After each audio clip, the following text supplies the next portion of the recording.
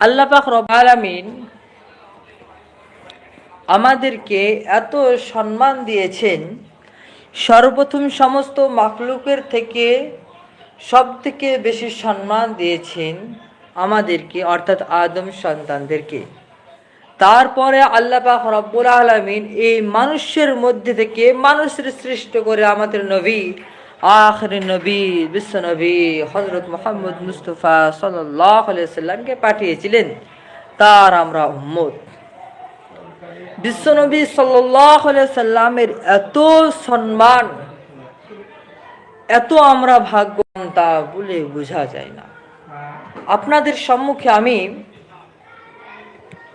কয়েকটা হযরত আদম আলাইহিস সালামকে নিয়ে কিছু কথা, তারপরে বিশ্বনবী সাল্লাল্লাহু আলাইহি সাল্লামের আসার আগে যে সমস্ত আল্লাহ পাক রব্বুল আলামিন অলৌকিক ঘটনা ঘটিয়েছিলেন সেই সমস্ত কথা আপনাদের সম্মুখে তুলে ধরব ইনশাআল্লাহ।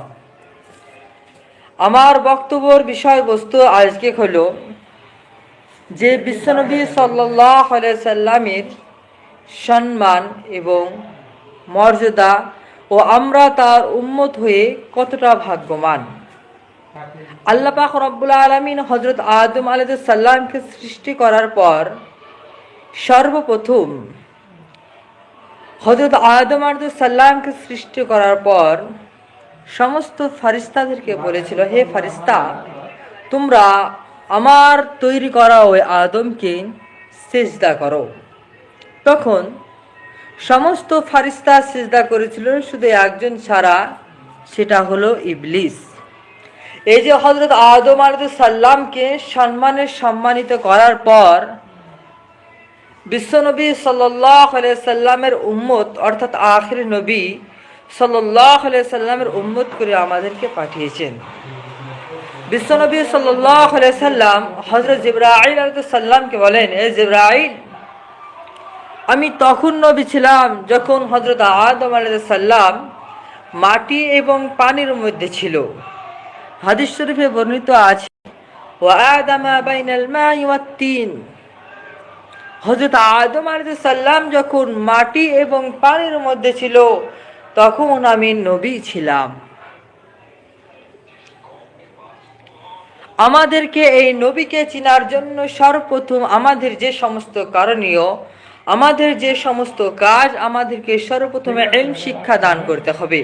কেননা হাদিস শরীফের মধ্যে আছে, আল ইলমু নূরুল, ইলম হচ্ছে দিনের আলো, নূরের আলো। যে ব্যক্তির ভিতরে ইলম আছে সে জানে বিশ্বনবী সাল্লাল্লাহু আলাইহি সাল্লামের হক সম্পর্কে।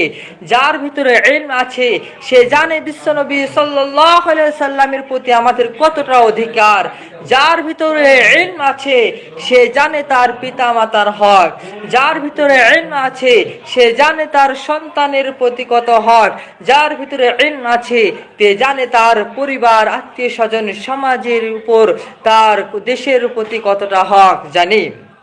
ইলম এমন একটা জিনিস, যেমন ভাবে কোনো একটা বাসন যত মাজা ঘষা করে তত চকচকে হয়, যদি কিছুদিন পরে থাকে সেটা জং ধরে নষ্ট হয়ে যায়।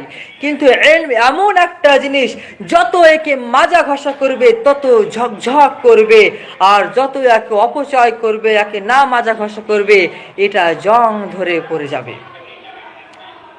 একটা বাসন যখন বারবার মাজা হয় সেটা ক্ষয়ে যায়, কিন্তু ইলম এমন একটা জিনিস, একে নিয়ে যত ঘষা মাজা করুক না কেন এ ক্ষয় না, বরঞ্চ এ আরো উজ্জ্বল হয়ে যায়।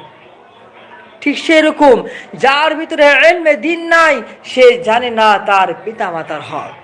আজ আমাদের বাপ মারা অনেকেই বৃদ্ধা আশ্রমে, আজ আমাদের পিতামাতা অনেকেই বৃদ্ধা আশ্রমে। ওই পিতামাতার জায়গায় যখন আমরা উপস্থিত হচ্ছি, আমাদেরও আস্থানা হচ্ছে বৃদ্ধা আশ্রম। আমাদের একটাই কমি, কেননা আমরা নিজে ইলম শিক্ষা করিনি, আমাদের সন্তানদেরকে ইলম শিক্ষা দান করিনি।